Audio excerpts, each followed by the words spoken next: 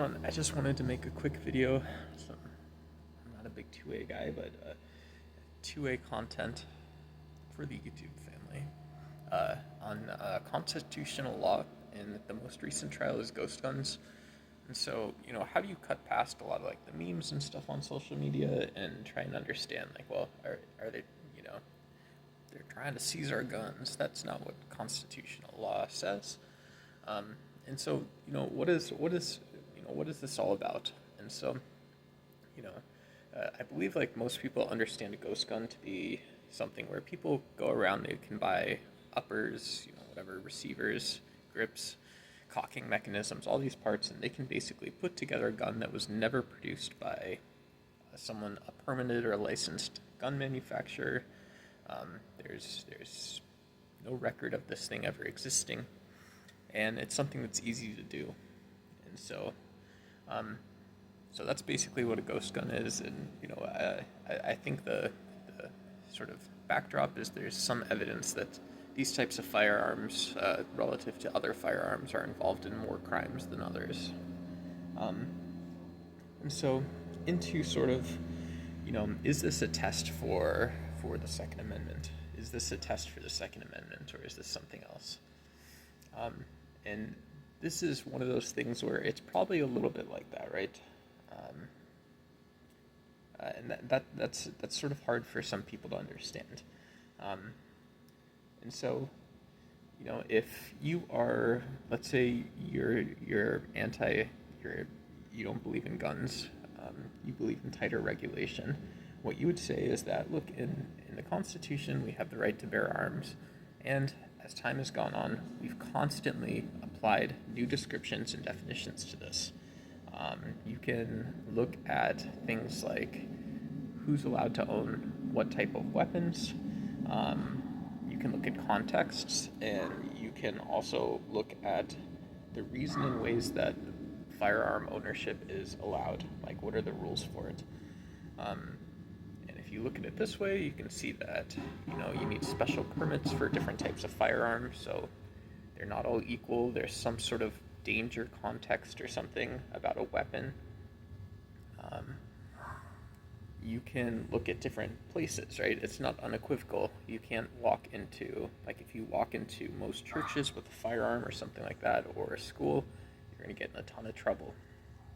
You can't do that.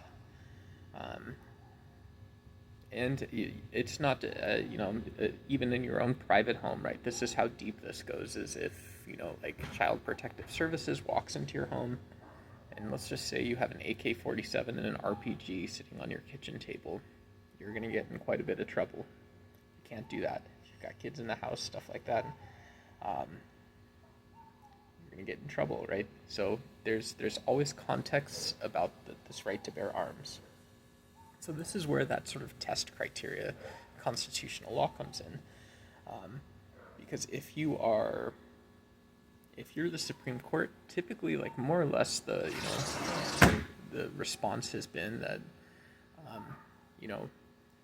we're going to, we're not going to rule on this stuff, right? When it's something that we basically have to do, and it's specifically limiting the criminal usage of these, which are taking away someone's rights, we'll do that, but we're not going a step further. We're never going to go a step further on this stuff.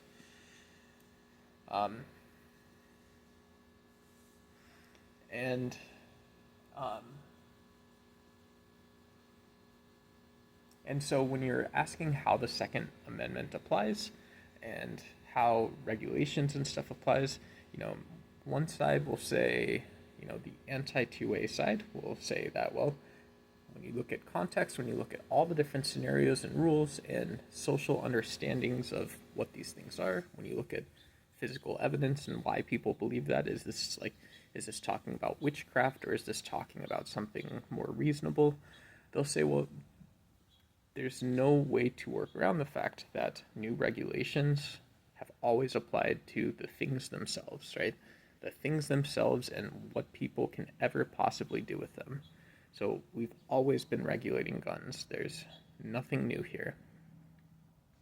So this is sort of like a test, right? It's saying that, when we discover new things specifically about things like small arms and, I don't know, there's a long gun or whatever it is, when we start applying new rules to things, they're basically asking, will the Supreme Court entertain something like this? Or what's the way, when they're doing oral arguments, if they do oral arguments around this stuff, which they usually won't, not like really, or, when they write finally the written decision and dissenting opinions, what's actually included in there? Is there a recommendation or a suggestion for how to approach these types of problems within the law? When there is a serious risk of someone's rights being deprived, have we already solved for this? Or is there a different way that we can do this? And so, again, using the word test, is anyone trying to take away all of our guns? No, that's not really accurate.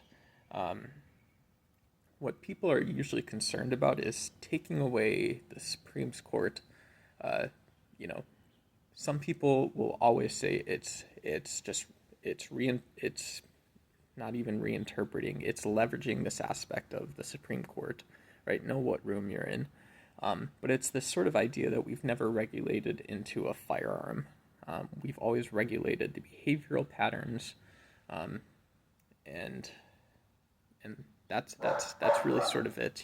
Maybe specific things like a tank shell or something. And so we've basically compensated for that. And if if you would have asked someone like Justice Scalia or something like that, they would have always said that, look, because the law of the land, the Constitution, and what the Supreme Court says is so strong, this is important, right? Because that's so strong, the fact that we can look out and look at different FFLs, different avenues to buy, use, manufacture, and sell firearms in the United States, we have always, every time we've even regulated firearms, we've always built back into the individual law of the land, and that is the current social trend. That's the context and stuff like this, and that is because that is what we have to do based on what the Constitution says. The Supreme Court would have to make decisions that allow citizens, that allow states to make these types of decisions themselves. The federal government, would have to sort of reject any law that does anything other than that as well, or they'd have to, and so that's that,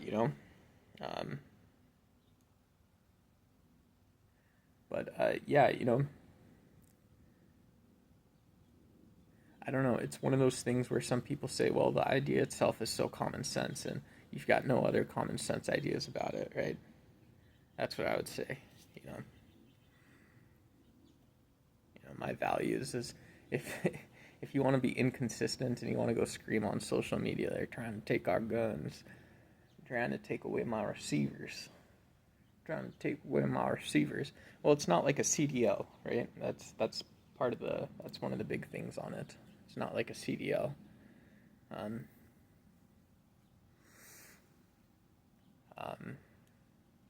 Yeah.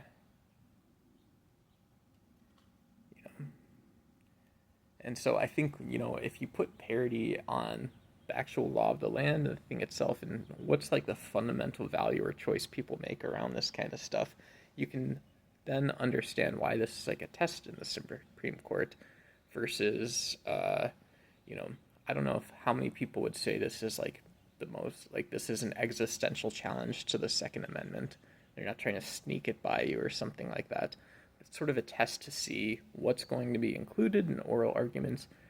How is the court feeling about, in the Second Amendment, about this kind of stuff? What are their recommendations right now for people that are addressing like actual sociological challenges regarding violence and this type of stuff? Is there another avenue that's possible right now? And also, how willing is the Supreme Court to step up and say that, well, look, is there backfootedness, or are you just kind of done talking on this? And I think I'm personally just done talking, but that's it.